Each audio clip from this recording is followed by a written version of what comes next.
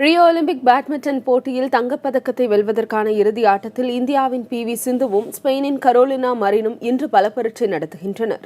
இவர்கள் இருவரும் இதுவரை நேருக்கு நேர் விளையாடிய போட்டிகளின் முடிவுகள் பற்றி இப்பொழுது பார்க்கலாம்.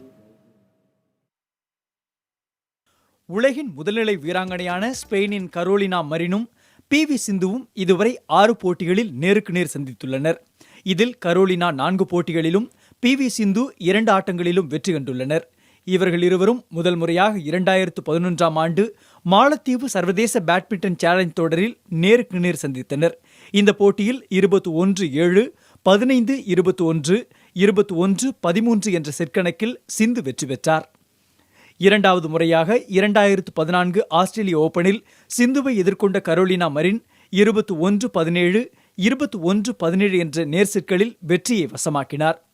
அதே ஆண்டில் நடந்த உலக சாம்பியன்ஷிப் போட்டியில் 21-17, 21-15 என்ற கணக்கில் வெற்றி பெற்றார் கரோலினா மரின். கடந்த ஆண்டின் தொடக்கத்தில் நடந்த சையத் மோடி சர்வதேச சாம்பியன்ஷிப் போட்டியிலும் ஸ்பெயினின் கரோலினா மரின் 21-13, 21-13 என்ற செட் கணக்கில் எளிதில் வெற்றி பெற்றார்.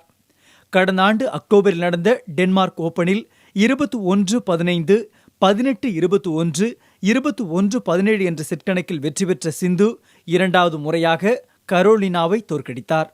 சிந்துவுடன் கடைசியாக விளையாடிய ஹாங்காங் ஓபன் பேட்மிண்டனில் 21-17, 21-9 என்ற நேர் செட்களில் கரோலினா மரின் வெற்றி பெற்றார்.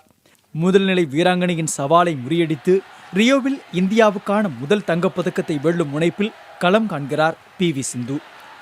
புதிய தலைமுறைக்காக Murugan. She's done it. Busala